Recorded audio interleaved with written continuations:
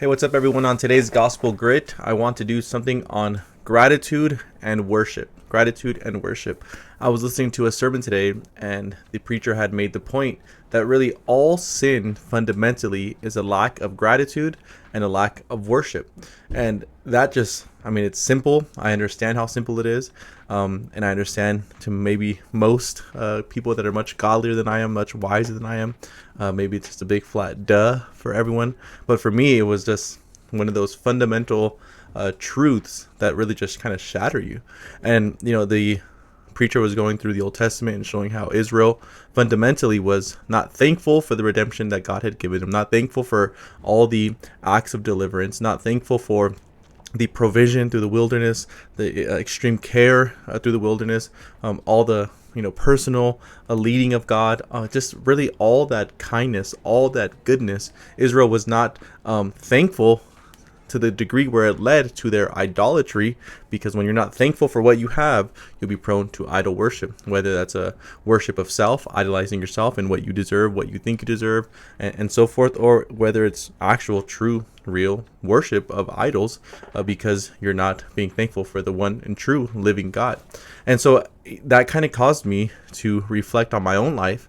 And when I look at different seasons of my life, where there was those heightened senses of sin or actual committing of sin in my own life, I look back and I think, wow, I wasn't thankful. I wasn't grateful for the Lord. I wasn't grateful for Christ and what Christ had done for me, to the degree where I turned that ingratitude into worship of self, worship of what I think I deserve, what I think is best, how I think things should go, and the worship of either self or things in light of my ingratitude. And so this gospel grid is going to be just nice and short and to the point.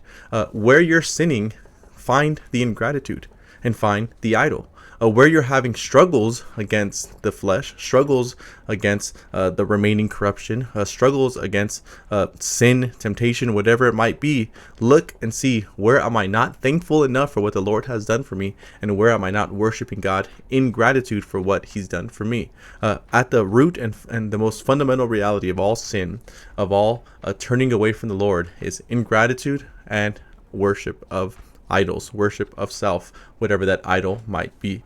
And so as you think about complaining, there's a ingratitude for God and his providence, that you're led to worship self because you want things to go how you want them to go. Where there's the sin of impatience, there is the lack of gratitude for God's timing, to the degree that you think your time is the most important, therefore your time becomes an idol.